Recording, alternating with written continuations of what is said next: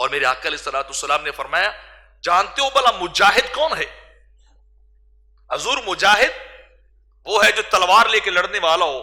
فرمایا وہ بھی مجاہد ہے لیکن سب سے بڑا مجاہد وہ ہے جو اپنے نفس سے لڑنے والا ہو، جو اپنی تہذیب کرنے والا ہو، جو اپنے نفس کو نیکی کی طرف لے جانے والا ہو، جو اپنے آپ کو گناہوں سے بچانے والا ہو اور ہمہ وقت اپنے آپ سے جہاد کرنے والا ہو، لڑائی لڑنے والا ہو کہ تمہیں گناہ کی طرف نہیں جانا چاہیے، تمہیں نیکی کی طرف جانا چاہیے، تمہیں اچھائی والے کام کرنے چاہیے، تمہیں برائی سے بچنا چاہیے.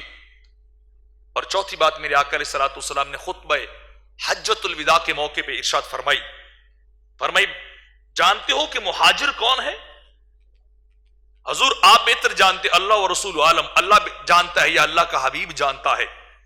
تو میرے آقا علیہ الصلوۃ والسلام نے ارشاد فرمایا اصل میں مہاجر وہ ہے جو گناہوں اور خطاؤں کو چھوڑ دے، جو گناہ کو چھوڑ کر دور چلا جائے، جو خطا کو چھوڑ کے اس سے دور ہو جائے، گناہ سے بچ جائے، وہ اصل میں مہاجر ہے.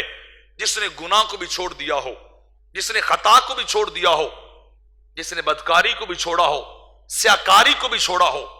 حقیقی مہاجر وہ ہے جو گناہوں سے دور ہو جانے والا ہو. تو فرمایا گناہوں سے اپنے آپ کو بچا کے رکھنا چاہیے.